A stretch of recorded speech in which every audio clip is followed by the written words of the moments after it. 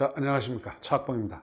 오늘은 집값 폭락을 적중시키신 대표적인 한국의 부동산 전문가시죠. 한문도 교수님 모셨습니다.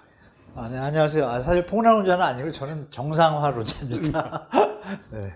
집값 얼마나 떨어진다고 보십니까? 저는 개인적으로 최소 20에서 30%, 최대는 40에서 50%까지 보고 있습니다. 떨어지는 이유는 뭘로 가장 일단 저희 국내 내적인 요인도 있고요. 외적인 요인도 아시지만 미국 금리 인상하고 러시아 우크라이나 사태, 그리고 또 중국발 또 버블도 지금 꿈틀거려가지고 그건 외부 요인이니까요. 만약에 그게 터진다 그러면 말씀드린 최대폭까지 갈 수 있을 것 같고, 제가 볼 때 내부 문제가 있긴 있는데 이제 안 터지고 잘 연착륙을 하면 20-30% 선에서 조정해서 끝이지 않을까라고 보는데, 내부에서도 요즘 PF 얘기도 나오는데요. 가계부채 중에 이제 영끌하신 분들 이런 게 좀 터진 거나 이렇게 좀 순환이 좀 안 되는 상황이 발생하면 그때는 좀 자체적으로도 한 30-40%까지 갈 것 같습니다. IMF 외환위기 수준으로 보시나요? 아니면 금융위기 수준으로 떨어진다고 보시나요? 둘 다 상황이 틀리기 때문에 IMF 때는 우리 차 기자님도 아시지만 그 내부 요인이었지 않습니까? 기업 부채가 많아서 저희가 금융 위기를 겪었는데, 글로벌은 저희 자체 문제는 없었잖아요. 또 좀 미국에서 터진 거기 때문에. 근데 지금은 두 가지가 다 있잖아요. 내부 잠재 리스크도 있고 또 외부 리스크도 상존하니까, 제가 볼 때는 두 개를 이렇게 좀 융합한다고 보면 그 중간 형태의 답이 나오지 않을까, 좀 그렇게 보고 있습니다. 금융위기보다는 더 심각하게 떨어질 수 있고, IMF 외환위기 그 수준은 아닐 거다. 근데 장단점이 있는 게 좀 특이한 게, 외환위기, 우리가 금융위기는 또 3년 만에 금세 극복을 했고, 금융위기 때는 폭은 좀 낮았지만 좀 장기화됐거든요. 그렇죠. 그래서 그 중간 형태가 나타날 가능성이 좀 있다라고 이렇게 정리하는 게 좀 그나마 합리적일 것 같습니다. 제가 볼 때는. 그런데 지금 아직 사실은 여러 군데에서 지금 폭락하는 경우가 많은데, 일부에서는 강남 불패, 반포 불패, 그래서 고가 주택은 별로 떨어진 거 아니냐, 떨어지지 않았다. 그 다음에 실제로 보면은 이제 이게 거래량 감소에 의한 착시 현상이 아니냐, 이렇게 또 주장하시는 분들도 있더라고요. 그분들 입장에서 일견 맞습니다. 근데 거래량 감소에 대한 착시 현상이라고 말씀하신 거는, 사실 부동산을 공부하시거나 10년 이상 하시는 분들 입장에서는 그거는 사실 수준 이하의 답변이죠. 거래량 감소는 당연히 시장이 안 좋으니까 거래량이 감소하는 거지. 왜냐하면 매물이 물론 없다라는 그 말씀이 맞아요. 근데 지금 서울 아파트 예를 들어드리면 매물량이 지금 6만 개에서 6만 5천 개 왔다 갔다 하는데요. 전월세 매물도 또 아파트만 늘고 있습니다. 그런 속에서 거래량이 감소하니까 그 말씀은 좀 제가 볼 땐 잘못 판단하신 것 같고, 지금은 이제 가격 부담에 대해서 시장에 있는 시장 참여자들이 다 합리적으로 이게 너무 비싸다 해가지고 좀 거래량이 살짝 줄어드는 시기에 미국의 금리 인상까지 겹치게 된 거예요. 그러다 보니까 당연히 주택 구입 부담에 대한 부담은 더 늘어나지 않습니까? 그럼 당연히 수요 심리는 더 축소하게 되고, 그게 이제 역대 최저치의 거래량 감소라는 수치로 이제 나타난다고 보기 때문에, 저는 이제 그분들 말씀에 동의하지 않고 실제 시장에 있는 데이터를 정확하게 보셨으면 하는 바람을 말씀드릴게, 거래량이 주는 것이 매물도 줄면서 준다면 그분 말씀 맞지만 지금 그 상황이 아니다라고 좀 말씀드리겠습니다. 원래 작년 10월부터 이제 거래량이 감소하기 시작했는데, 네, 맞습니다. 결국 그게 작년 10월에 집값도 많이 올랐지만 금융 규제가 좀 심화된 그런 상태였기 때문에, 부동산 규제, 부동산에 관련돼서 어쨌든 대출을 거의 막아놓은 상황이었지 않습니까? 근데 만약에 그게 풀었다라면 그때 이미 정부 당국자나 금융 당국자들은 지금 상황을 다 어느 정도 예견했죠. 미국의 유동성 정책이 워낙 심하니까 전 세계적으로 똑같고, 분명히 물가 인상은 다가올 시나리오고, 그거에 대해서 대비를 안 하면 또 바젤 3가 내년부터 시행되잖아요.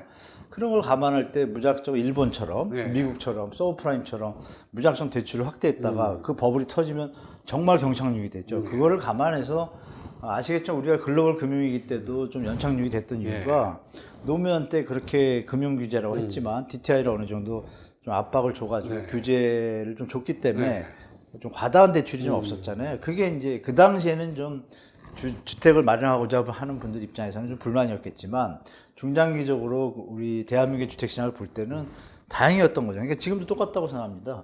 그런 또 경제 당국자들은 시장 참여자들과 투자하시는 분들 입장에서는 규제를 풀면 당연히 집값이 올라가죠.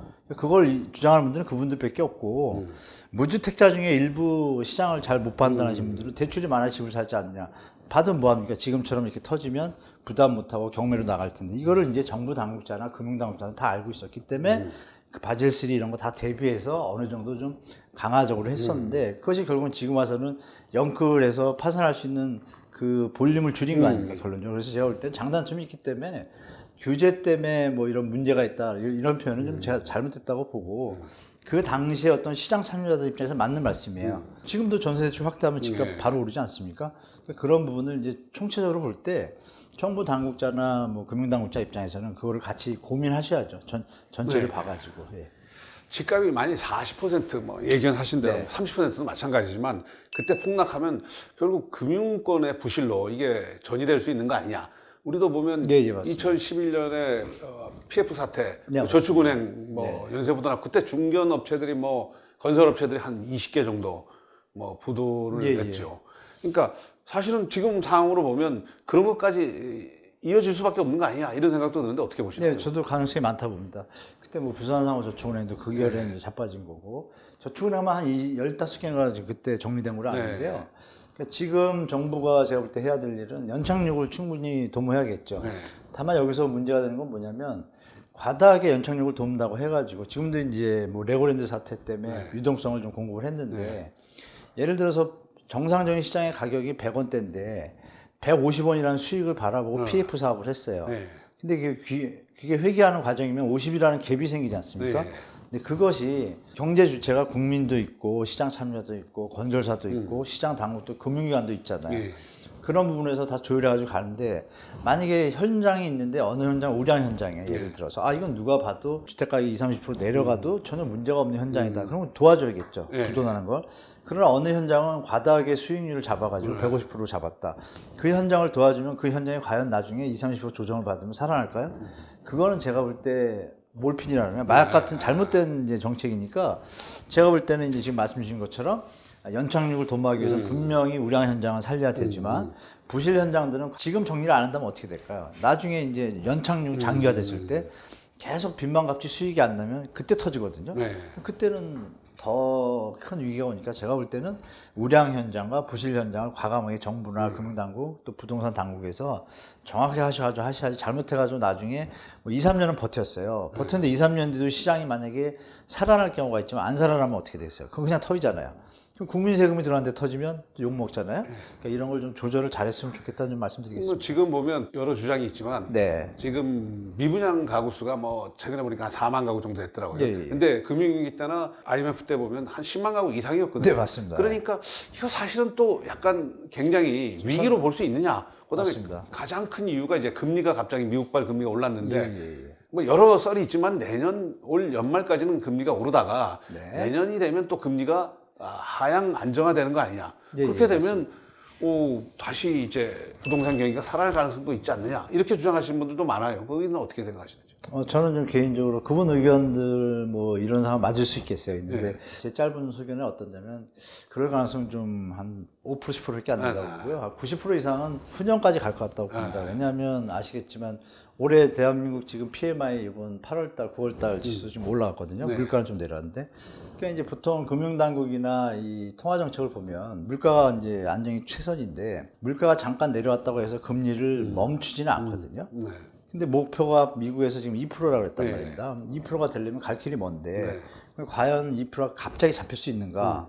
그러면 간단한 건 공급이나 수요의 조정이 있어야 되는데 지금 수요 조정이 안 되고 있잖아요. 그럼 대충 계산해도 미국에 지금 엊그제인가요? 엊그제 그 파이낸셜 타임즈에서 시카고 대학하고 합작해가지고 미국의 50명 순위, 50명 경제학자들을 설문조사를 했습니다. 근데 2023년에 리세션이 날 가능성에 대해서 어떻게 보냐고 했을 때 70%가 무조건입니다. 100%. 그 10%가 가능성이 있을 것 같다. 뭐 대충 이거고 20%는 안 일어날 것 같다는데 그분들이 바보가 아니잖아요. 근데 그건 뭐냐면 간단하죠. 물가가 잡혔다고 판단됐을 때 금리를 그럼 바로 내릴 수는 없잖아요. 미국의 그동안 버블 위기 때다 보면 보통 최소가 6개월이고 최대가 1년. 1년 동안 서베이를 하더라고요. 딱 보고 물가가 약간 내려가는 것 같다 그러면 서베이를 하면서 물가가 또 틀 것 같으면 한 번 더 내. 뭐 이런 걸 조정을 하거든요. 그러면은 1년은 기본적으로 미국도 본다는 얘기거든요. 그러면 플러스 1 하면은 2024년이 돼야 지금 말씀하신 그 현상이 나타날 수가 있죠. 이제 좀 잡혀가는구나라고 판단돼서 조금 내릴 수는 있지만 그 조금 내린 게 지금 0.75를 3번, 이번에 만약에 11월 1일 날 또 올려서 4번이면은 4, 7, 28, 3%가 올랐는데 네. 그럼 3% 내릴 수는 없잖아요. 네. 그럼 그것도 0.25나 0.5씩 내려온다고 가정을 하면 그 일시적으로 침체된 현상들은 통상적으로 19개월이 최단 기간인데 그럼 그 2년이거든요. 그래서 저는 말씀하신 내년 상반기 이후로 부동산이 살아난다. 그거는 너무 시장을 긍정적으로 보시는 것 또 같다는 하나의 말씀드릴게요. 이제 논점이 네. 이제 부동산 경기가 이제 폭락하지 않을 거라고 주장하시는 분들의 논점 중에 네. 하나가 서울의 아파트 공급량이 네. 사실은 뭐 박원순 네. 그다음에 뭐 문재인 정부 초기에 아마 그랬죠. 맞습니다. 네, 그러니까 재건축 규제를 워낙 강하게 했기 때문에 예. 입주가 내후년까지 뭐 좀 줄어드는 걸로 돼 있더라고요. 네. 그다음에 새 정부에서 이제 입주 공급 폭탄 터진다고 했는데 사실은 제대로 이 PF 문제나 여러 가지 때문에 민간에서 이제 주택 공급이 늘어날 여력들이 상당히 줄어든 것 같아요. 한정적이죠. 한정적이라서 네. 우리는 어떻게 보면 미국 같은 경우는 원래 공급량이 집값이 떨어지는 경우가 집값이 오르면서 공급량이 폭등했다 떨어지지 네. 않습니까? 근데 우리는 보면 공급량이 비탄력적이기 때문에 맞아요. 예. 집값이 생각만큼 안 떨어질 수 있다. 네, 그 가능성이 있죠. 예. 네. 지금 말씀하신 대로 일부 분들은 이제 서울의 공급량이 부족하니까 안 떨어질 수 있다고 말씀을 하시잖아요. 네. 근데 그것은 이제 이 수요 공급에 이론해서 마샬이 만들었잖아요. 알프레드 네. 마샬이 만들 때 전제 조건을 다 두지 않았습니까? 네. 다른 경제 요인들, 금리, 가격 네. 이런 것들이 안정적일 때 네. 수요 공급 이론에서는 정확하신 말씀이에요. 네. 그러나 지금은 간단히 말씀드리면 그거죠. 집을 사야 되는데 집이 3개가 있는데 살 사람이 100명이에요. 네. 근데 100명의 능력이 이 집을 살 수준이 안 돼요. 그럼 이 집값은 버틸 수가 없죠. 네. 팔려고 하는데 100명이 다 안 사면 내려와야 되지 않습니까? 네. 지금 이제 그런 양상입니다. 그렇죠. 지금. 예, 그렇죠. 금리가 예. 올랐기 때문에 네. 말씀하신 대로 그러니까 그분들의 말씀은 다른 경제 상황, 그러니까 미국 상황, 뭐 중국 상황, 러시아 상황이 괜찮다라면 맞는 말씀인데 지금 당분간은 수요 심리가 살아날 수가 저는 없다고 봐요. 왜냐하면 소득 분포도를 계산해 보면은 서울이 5대5 정도잖아요. 무주택, 네. 주택. 무주택자들 중에 물론 부자인데도 집을 안 사는 분도 계시겠지만 이제 평균적으로 보면 지금 7천 이하가 서울의 근로자만 따졌을 때 72.8%가 연봉 7천 이하예요. 네. 실수령이 600이고 그러면은 그 돈으로 지금 금리하고 계산해 보면 서울 집값하고 안 맞습니다. 그렇죠. 그러니까 저는 그런 관점에서 그분들의 말씀은 제가 말씀드린 펀더멘탈이 안전할 때 맞는 말씀인데 지금은 그렇게 판단해서는 안 된다라고 답변드리겠습니다. 네.